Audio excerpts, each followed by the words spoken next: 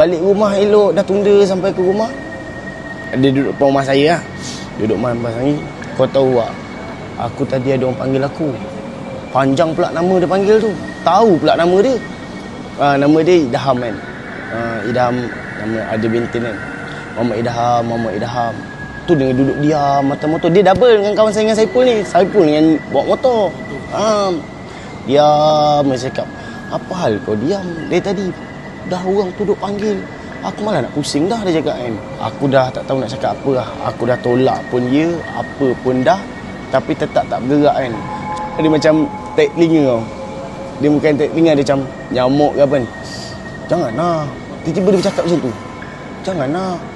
Lepas tu cakap dengan dia, kau boleh saka kan.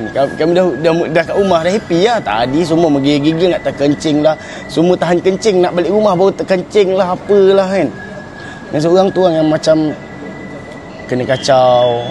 Still macam malam-malam dia macam nak tidur tak boleh semua. Saya pun okey lah. Okey.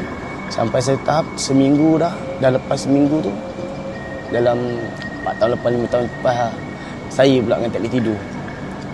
Kena himpit. Tak tahu lah kan. Mungkin kami salah cakap ke apa kan. Saya tidur. Time tu saya ingat dia, esok tu nak raya. Sebab kami mancing malam kan belum puasa kan. So habis tarawih, habis murid semua tu, lagi yang mancing pukul 11 lebih tu. Pukul 12 baru kami lalu pukul tu, pukul 12 lebih lah.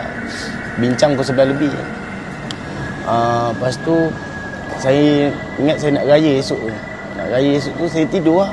Esok pagi nak solat raya kan. Nak raya Aidilfitri kan. Dada kena himpit. Ingat member saya kena kacau. Dia bagi tahu kak, dengan dia kena macam, dengan seorang lelaki tak kena. Elok ke? Siapa? Epul ke Idham? Epul. Bukan Idham yang kena panggil. Bukan Idham yang kena panggil. Tu pelik tu.